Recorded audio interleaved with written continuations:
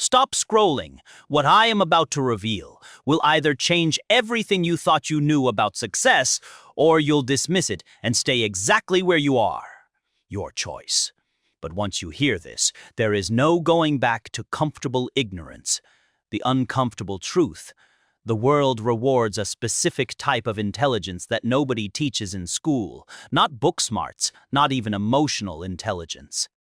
I am talking about something deeper. Something that cuts through the surface-level games people play every single day. Walk into any boardroom, any political arena, any room where real decisions get made, and you'll notice something. The people running things aren't necessarily the nicest or the smartest on paper. They operate on a completely different frequency. Niccolo Machiavelli understood this 5 centuries ago.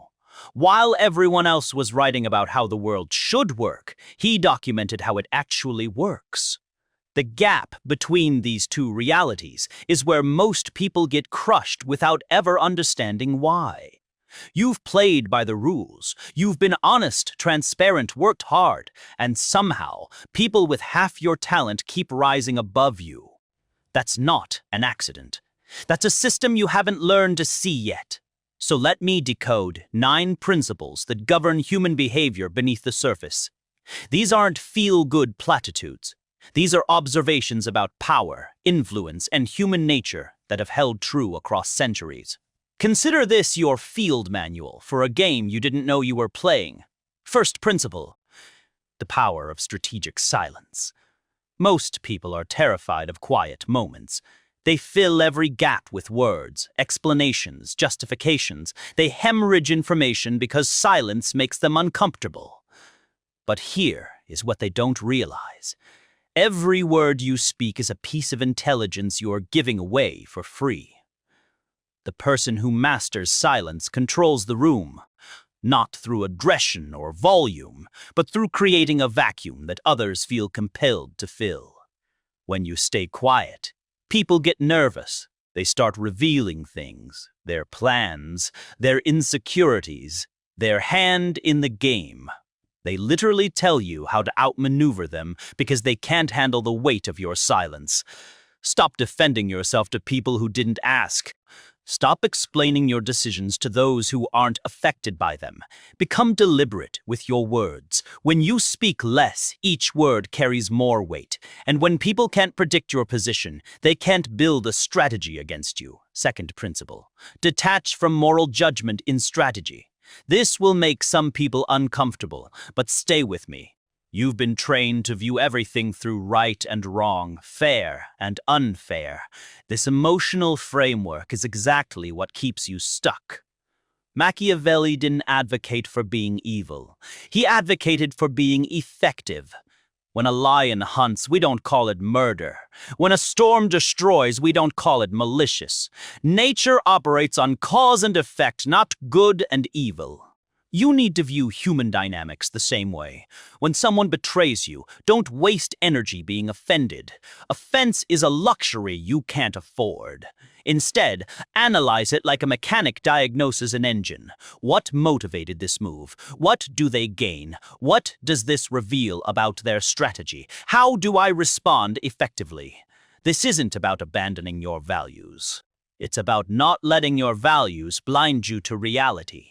You can be ethical and still be strategic. In fact, you must be. Because good intentions without power just make you a more polite victim.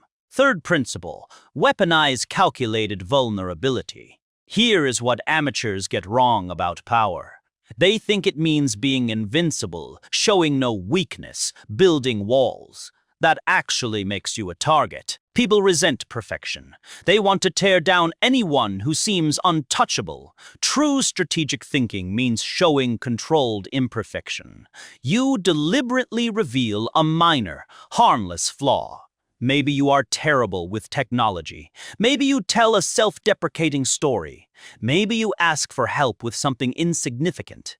This does something powerful to human psychology. People lower their guard around those they perceive as flawed like themselves. They feel superior or connected. They stop viewing you as a threat. Meanwhile, your real strengths, your actual plans, your genuine weaknesses remain completely hidden. You are managing their perception, showing them exactly what you want them to see, while protecting what actually matters. Never expose your throat, but occasionally show a scratch. It makes them feel safe, and a comfortable enemy is easy to navigate around. Fourth principle: become a human mirror. We exist in an age of extreme self-obsession. Everyone's the protagonist of their own story. The mistake most people make is trying to be the star in someone else's movie. They try to impress, to prove their intelligence, to stand out. Wrong approach. Don't try to outshine people. Reflect them back to themselves. When they're frustrated, acknowledge that frustration. When they're excited, match their energy. Use their phrases. Mirror their body language subtly. Something fascinating happens in the human brain during this process. They stop seeing you as a separate entity and start seeing themselves, and because people are fundamentally narcissistic, they conclude you are brilliant, empathetic, incredibly perceptive. You barely said anything of substance, but they're convinced you understand them perfectly. This isn't manipulation for its own sake, it's information gathering. While they're enjoying their reflection in your responses, you are mapping their psychology. You are learning their triggers, their values, their pressure points. The mirror has no agenda. It simply shows people what they want to see. Be that mirror. Let them admire themselves, while you quietly catalog everything you need to know. If this is hitting different than the usual self-help content you see, hit that subscribe button. What's coming next goes even deeper, and you'll want to catch it.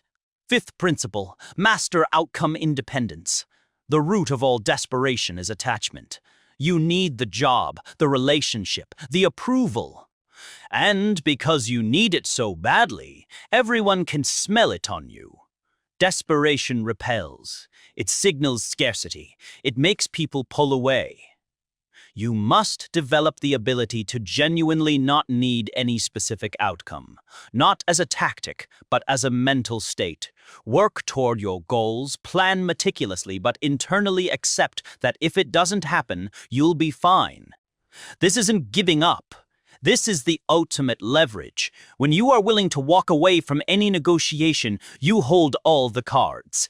When you are willing to lose any relationship, you set the standards. Machiavelli knew that fear of loss creates slaves. If your employer knows you are desperate to keep your job, they own you. If your partner knows you are terrified of being alone, they control you. Mentally accept the worst scenario. Visualize total loss. Make peace with it. Realize you'd survive and rebuild. Once you eliminate the fear of losing, you become dangerous in the best way. You can speak truth because consequences don't terrify you. You can take calculated risks because the fall doesn't paralyze you. The person who needs nothing eventually receives everything because they operate from abundance, not starvation. Sixth principle: cultivate useful opposition. Most people want universal approval. They avoid conflict. They want everyone comfortable. This is strategic suicide. Conflict is where you sharpen your mind. Without resistance, your thinking becomes soft. Machiavelli advised that leaders shouldn't just prepare for opposition, but should actively study it. An adversary forces you to focus. An enemy reveals your weaknesses so you can eliminate them. Without opposition, you become complacent. Sometimes the friction of rivalry propels you forward more than any encouragement could. Look at history's greatest achievements. They emerged from competition and conflict. The rivalry created the fire. Don't complain about people trying to undermine you. Use them. Let their doubt fuel your discipline. Let their resistance sharpen your strategy. And understand this: nothing unites a group faster than a common threat. If you want to build a team, a movement, loyalty, you don't just preach unity. You identify a shared challenge. Don't fear your enemies. Choose them strategically. Find opposition worthy of your potential and let that war elevate who you become. Seventh principle, master the art of the persona. You think you are one person. You believe in being authentic at all times. This is limiting you. You are already multiple people. You behave differently with your parents than with your colleagues. You show different sides to your partner than to strangers. Strategic intelligence means consciously curating these different versions instead of letting them emerge randomly. Authenticity is often just an excuse for lack of self-control. I am just being real, says the person who destroys relationships with unfiltered reactions. That's not authenticity. That's undisciplined behavior. View your personality as a toolkit. In a high-stakes meeting, you deploy the authoritative version of yourself. Decisive, clear, unwavering. With family, you activate the protective, warm, present version. This isn't lying, it's calibration. You don't use the same tool for every job. Why would you use the same personality for every situation? Machiavelli noted that effective leaders must be both the lion and the fox, ferocious when needed, cunning when required. If you are only strong, you walk into traps. If you are only clever, you get overpowered. Fluidity equals survival. Be like water. Take the shape of whatever container you are in. When that container breaks, you flow. You don't shatter. Eighth principle. Practice necessary skepticism. The naive mind projects its own goodness onto everyone. You think, I wouldn't deceive them, so they wouldn't deceive me. This projection causes your deepest disappointments. Strategic thinking accepts a harder truth. Everyone operates from self-interest. Even generous acts often serve the need to feel virtuous. This isn't reason for bitterness. It's reason for awareness. Develop what I call calibrated suspicion. Not paranoia, which is fear without evidence, but attention to patterns and inconsistencies. Watch what people do, never just what they say. Words are designed to influence. Actions reveal truth. When someone offers an amazing opportunity, ask yourself what they gain. When compliments seem excessive, consider what they're distracting you from. Machiavelli wrote that people are simple and easily manipulated when desperate, and deceivers will always find willing victims. Don't be that victim. Require proof before granting trust. Test loyalty with small responsibilities before giving major ones. Better to be pleasantly surprised by genuine integrity than devastated by predictable betrayal. Ninth principle. Integrate your shadow. We end with the deepest layer. Society tells you to be harmless, to suppress anger, ambition, your desire for power. But a harmless person isn't virtuous. They're just powerless. They can't create good because they lack the capacity to stop evil. Real strategic intelligence means acknowledging you are capable of terrible things. You have the capacity for ruthlessness, for manipulation, for destruction. Don't deny this. Own it. Why? Because if you don't recognize your own capacity for darkness, you'll never see it in others. You'll remain naive, and worse, if you repress these aspects, they'll control you through passive aggression, resentment, self-sabotage. Bring your monster into the light. Look at it. Accept it. Say, I see this part of myself. I control it. When you know you could destroy someone but choose not to, that's genuine virtue. That's controlled power. Machiavelli's ideal leader wasn't a saint. He was someone who understood how to use difficult methods for worthy ends. You need that edge. You need that look in your eyes that communicates, I am peaceful by choice, not by weakness. When you integrate your shadow, you become complete. You stop fearing darkness in the world because you've mastered the darkness in yourself. These 9 principles aren't a quick fix. They're a lens. From this moment forward, you'll walk into rooms and see dynamics you never noticed before. You'll recognize the silence that speaks volumes. You'll spot the mirrors people hold up. You'll identify the lions and the foxes. You are no longer unconscious in the game of human dynamics. You are a conscious player. But this awareness comes with a cost: isolation.